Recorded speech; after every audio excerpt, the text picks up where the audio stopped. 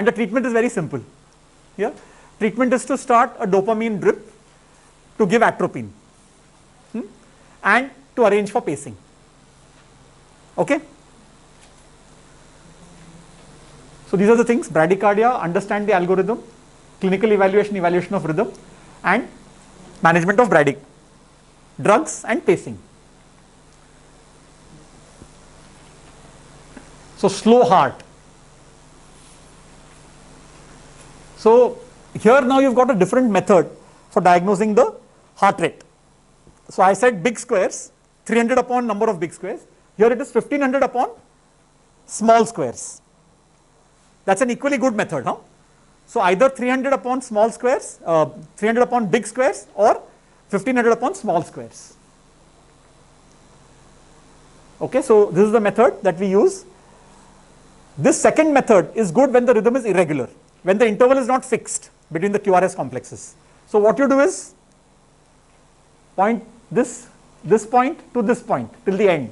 Count the number of QRS complexes: 1, 2, 3, 4, 5, 6, 7. So there are 7 QRS complexes, and then you look at how many squares there are. So 1, 2, 3, 4, 5, 6, 7, 8, 9, 10, 11, 12, 13, 14, 15. How many will I count? No? So count 15 big squares. So 15 big squares means each big square is 0.2 seconds. So 0.2 multiplied by 15 is 3 seconds. So in 3 seconds I've got 3 complexes. So how many in 1 minute? In 3 seconds, 3. So in 1 minute I have to multiply by 20. So 20 multiplied by 3 gives me the heart rate. So heart rate here is 60 per minute. We'll practice this individually. So if you've not understood this, don't worry. So you've got a case, 8-year-old, presents with breathlessness, chest discomfort, no relevant past histories, no known comorbidities. So attach the monitor, look at the ABCs, give oxygen by face mask, think of what the comorbidities are. If the patient is stable, now you can do all this. So usually with an algorithm, what you have to do is to identify first stable or unstable. So stable or unstable? Probably unstable, because BP is low, saturation is 84 and RR is 28. But you still have time, and to diagnose the rhythm properly you may require an ECG. So do a 12-lead ECG, then look at the heart rate, identify and treat underlying cause. So these are all same steps, same steps that we've been discussing so far. Airway, oxygen, monitor, IV access, and 12-lead ECG. If the patient is very unstable, don't delay the therapy. So here you've got all the unstable signs. Is the bradycardia the cause? Then you need to treat that. Look at potentially reversible causes. So like we have, all abnormal rhythms, bradycardia, tachycardia, then cardiac arrest, 5 H's and 5 T's will apply. But some of them are very typical for bradycardia. So if you have very severe hyperkalemia, then you can get bradycardia. If you've got ischemia, cardiac MI, myocardial infarction, inferior myocardial infarction, that's a very typical cause for. Then certain toxins produce bradycardia. So which toxins can produce bradycardia? Organophosphorus poisoning causes bradycardia. So like that, from within the 5 H's and 5 T's, through your reading, you should identify what the causes could be. Is that okay? So monitor and observe. If it is causing any of these, then the patient is unstable. If the patient is unstable, then you may need to do pacing directly. Of course, use the drugs as a bridge and then arrange for pacing. If the patient is stable, you can try the drugs. So non-cardiac causes: drug abuse, metabolic endocrine, hypothyroidism. So hypothermia hai and bradycardia hai, then you should think of hypothyroid. Electrolyte imbalance, I told you, hyperkalemia. Neurological factors: raised intracranial pressure causes bradycardia.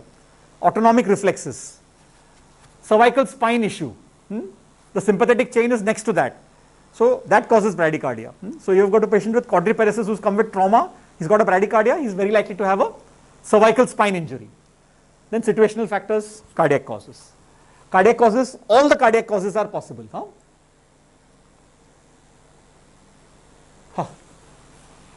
What is this? Are P waves present? Yes. Are QRS complexes present? And they are narrow? T waves are present. What is the heart rate here? So it's PQRST. So 1, 2, 3, 4, 5, 6, 7, 8. My God, 8.5. So 300 upon 8. What is the heart rate? Karna, 300 divided by 8. Do it on your 8 3s are 24. 8 7s are 56. So heart rate is around 37. Huh? Barabar hai ka? Okay. So this is a, if P waves are present, then it's a sinus bradycardia. So this is the patient who's got sinus bradycardia.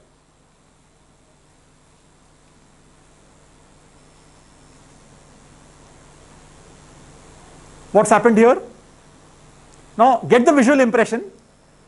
The P wave and the QRS complex, no? The distance between the P wave and the QRS complex has increased. Yes?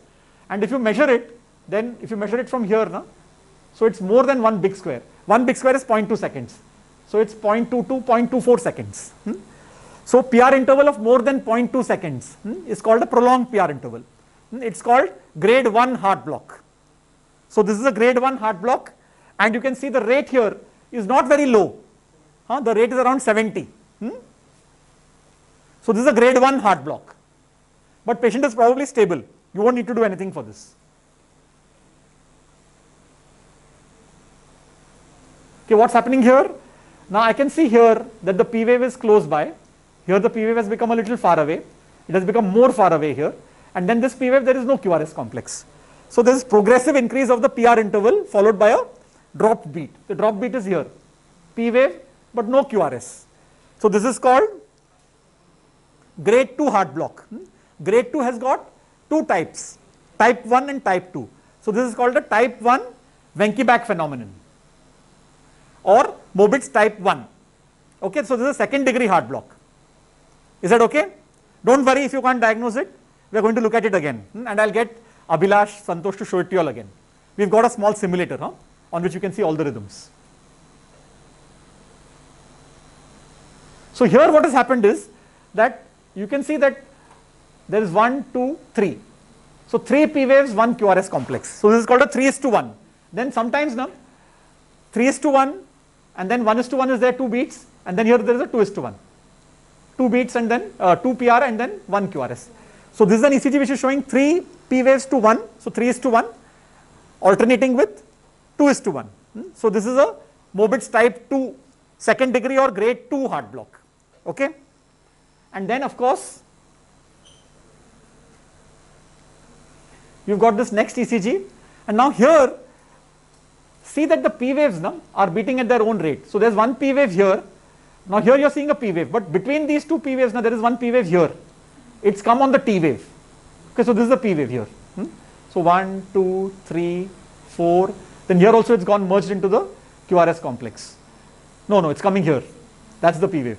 Then you've got a P wave here, P wave here, P wave here.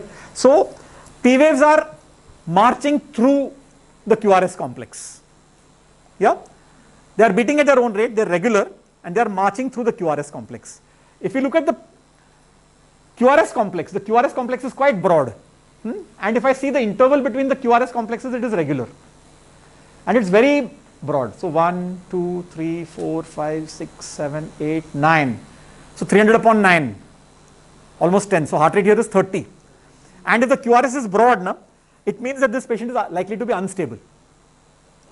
Okay, broad QRS means the escape rhythm, the ventricular rhythm is arising from lower down in the conduction pathway, or it is arising from the ventricle itself, and therefore it is an unstable rhythm. So this is complete heart block with a broad QRS indicating instability.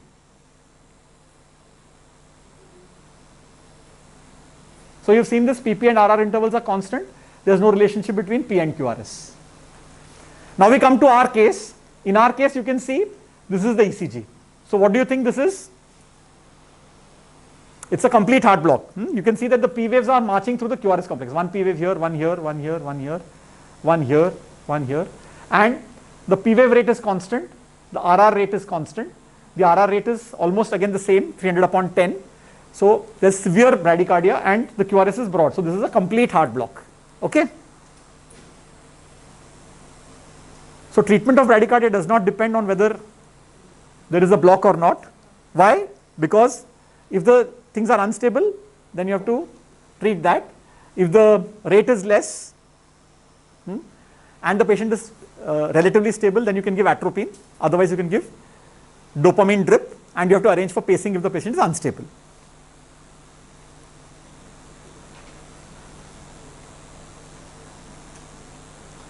So here you've got atropine. If it is not effective, then either transcutaneous pacing or dopamine or epinephrine. So if you have transcutaneous pacing, now you would probably prefer that, but transcutaneous pacing may not be available everywhere, and it is not as effective as transvenous or intravenous. So intravenous pacing ke liye, you have to put a pacing wire from either the jugular or from the femoral. Nowadays, patient is usually stable, he is taken to the cath lab, and from the femoral under image intensifier guidance, you can put the pacing. So all the cath lab people will know about it. बघितले करे? Pacing बघितले? क्या देखा है कि नहीं देखा है? देखा है? ठीक है. Cath lab वालों को आना चाहिए ये? Okay. So atropine dose is 0.5 bolus, and you can give up to a maximum of 3 milligrams. Dopamine infusion is usually 2 to 20 micrograms. Typically we start at 5 micrograms per kilogram per minute, and you can escalate it. If dopamine does not work, you can use adrenaline infusion also, and the dose is 2 to 10 micrograms per minute. So the take home messages here are: bradycardia can present as life threatening, ABC is a must at all times, prompt diagnosis is important. Yeah. Treatment depends on symptomatic versus non-symptomatic. Medication will work depending on the cause. Use transcutaneous pacing if it is available, otherwise you have to use atropine, dopamine or epinephrine, and arrange for transvenous pacing if the patient is unstable. Okay. Now we are not going to do the exercise again, no? Because we are running out of time, and Abhi, I'm sure you all are feeling hungry also. So let's go to the next presentation. Asif, so you can stop the recording for a